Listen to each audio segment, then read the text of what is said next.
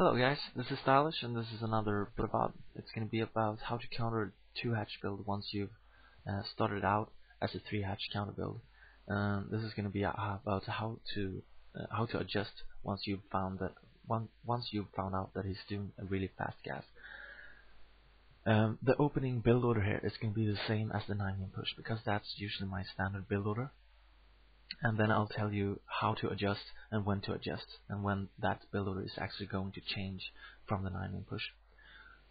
So when you scout the Zerg, be sure to scout if he makes his gas really fast, because if he's going to do a 2-hatch build, he's going to make his gas at the same time as he makes his pool, or slightly before he makes his pool, usually. And then you're going to know that okay, he's going to do a 2-hatch build.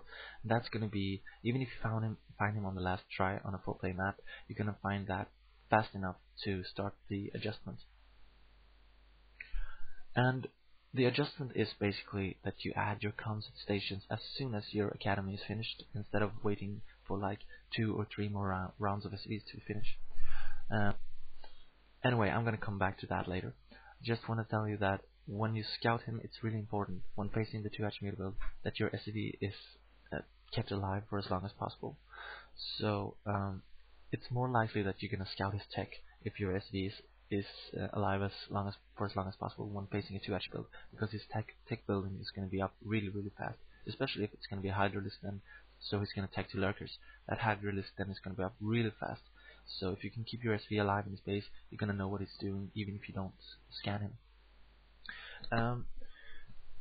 He's going to use his first Zerglings usually to attack your SV, and that gives you time to get a decent marine count up, and you usually don't have to add a bunker really early on your natural expansion.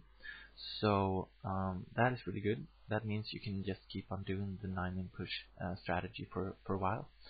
And then later on he's going to use a couple of Zerglings usually to run in once he got the speedling upgrade. So just in the very early game you don't really have to be that careful, but then once you get like 5, 6, 7 marines or something like that, you're gonna have to move them up your ramp to make sure that he's not gonna surround your units or anything like that. So let's see here.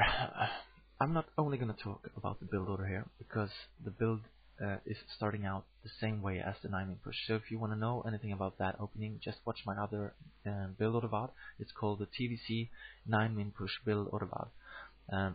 This time I'm going to talk a little bit more about what to think about and what to be cautious about, when playing a 2-hatch build.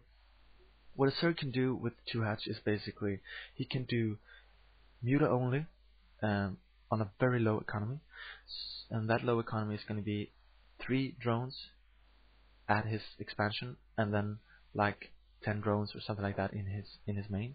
So from his expansion he's only going to mine gas, and you're going to be able to scout that when you scan, because you're going to scan both his both his main and his expansion, even if you find his spire on the first scan, because you really want to know how much drones has he got. Did he make any more drones, or did he make Zerglings while the lair was morphing? This kind of information is really good to get. So you want to be able to get those 2 scans going. And then when you have scanned once with both scans, you're going to get 50 energy shortly afterwards. And then you're going to scan again as soon as you get 50 energy, because you want to know if he made any more drones or if he made all in mutalisks Zerglings. And the other option that a Zerg can do, instead of going very low echo, is going a bit more high echo. That means he's going to add some more drones while making mutalisks or while making the lair or anything like that. But he's going to mine minerals from his expansion as well. And that usually means that he's going to add a 3rd hatchery at some point. And that hatchery can be placed in his expansion or in a new expansion. So that's very important to look out for as well when you scan the second time, because this is actually going to change your build on how you adjust to the 2-hatch build. So I'm going to talk about here when you start adjusting. You start adjusting the build when you add your concepts, because now you're going to add your concepts as soon as possible when your academy is finished. And the academy timing is the same as the 9-min push. So your academy, your concepts are going to be up at about 5 minutes and 40 seconds. That gives you enough time to scan and then make turrets if you see a spire. When your eBay is finished, you're not going to want to make a factory. You have to make a third barrack instead of making that factory, because you don't have to get that fast tech versus 2Hatch build. It's better to get more firepower and turrets up. When your concept is up, scan both his bases, as I talk about, and add the first turret you add. You're gonna add at the position where you think he's gonna attack you the first time. The second turret is gonna be at your barrack line, and the third turret is another turret at the first location he's most likely to attack, because you want to have 2 turrets up there really fast. And the fourth turret is gonna be in your on your third location you add turrets. Usually you only add turrets at 3 locations: your barracks, your your expansion, and your main. So when you've added 4 turrets like that, you want to have 1 SCV at those 3 locations, constantly making turrets. Okay, so you don't add all turrets at the same time, because he's only going to have 6 mutalisks when he first comes to your base, and 1 turret is actually enough to defend versus those 6 mutalisks once, because you have marines up in your main and marines in your expansion. It's very important that you split up. Usually I use like 8 marines and 2 medics, and I move them up to my main, and then I keep the rest in my natural and start adding a bunker there pretty early, because you not want to make that supply depot to get extra range in your expansion versus 2Hatch build, because that supply depot is a really good target for him to snipe, because your range isn't going to be up yet when he gets his mutes there. So instead of making that supply in your expansion, you make that supply in your main, and then you add a bunker instead in your natural. So the reason why you add turrets at your barrack is that he might overwhelm you with mutalisks and good micro at the beginning, and you really need to get a decent amount of marines up, and you won't be able to get more marines if he has mutalisks flying over your barracks and sniping every marine that gets out. So it's very important that you have turrets there.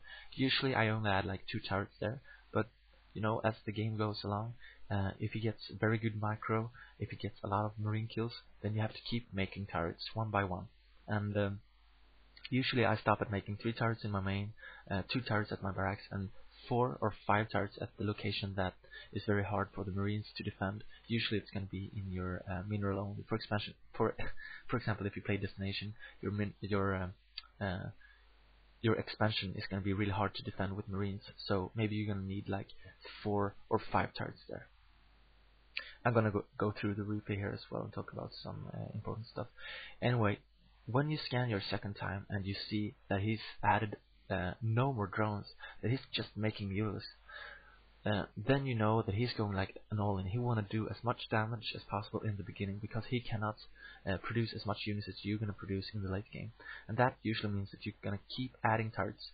Like, you're going to have like 4 turrets at your barracks. Usually he's going to snipe them at some point, and you're going to add some more. So you're going to add turrets like until the threat is over, actually. So you can have like 5 or 6 turrets at your expansion, 3 or 4 turrets at your barracks, and almost like 5 turrets at your main as well.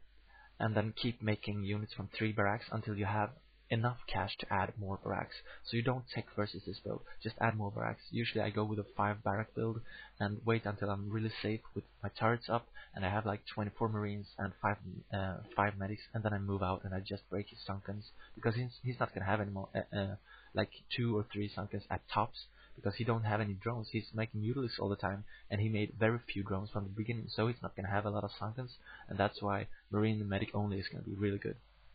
Now, if you scan and you see that he is making a 3rd hatchery and more drones, usually you want to scout to see if he's making a lurker den, a hydraulic den, I mean.